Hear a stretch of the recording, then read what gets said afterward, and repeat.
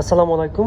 আপনারা যে ল্যাপটপটি দেখতে পাচ্ছেন এটি হলো এইচপি ভিক্টাস গেমিং 16, মানে 16 ইঞ্চি ল্যাপটপ, 16 ইঞ্চির gaming laptop HP Victus 16 Ryzen 7 processor দিয়ে, রাইজেন 7 প্রসেসর এবং 16 GB 1 TB SSD, 16 GB RAM, DDR5 RAM এবং 1 TB এসএসডি। খুবই প্রিমিয়াম লুক এবং একেবারে প্রিমিয়াম কালার।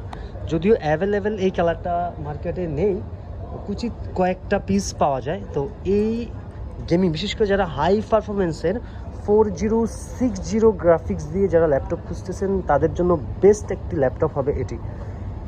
এই ল্যাপটপটার A to Z সম্পর্কে একটু আমি এখন আলোচনা করব। এই ল্যাপটপটার প্রসেসর ব্যবহার, মানে সিপিইউটা ব্যবহার করা হয়েছে রাইজেন 7 8845HS রেডিয়নের 780M গ্রাফিক্স।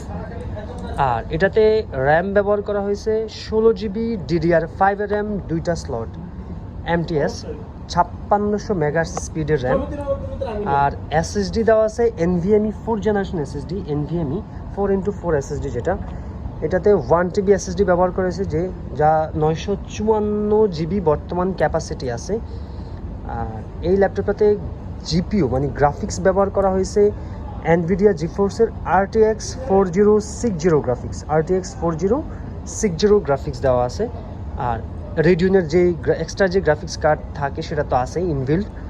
আর সব থেকে বড় বিষয়, এটা আপনার ডিসপ্লেটা হলো 165 হার্জের ডিসপ্লে, 165 হার্জের এই প্রিমিয়াম ক্যাটাগরির ডিসপ্লে।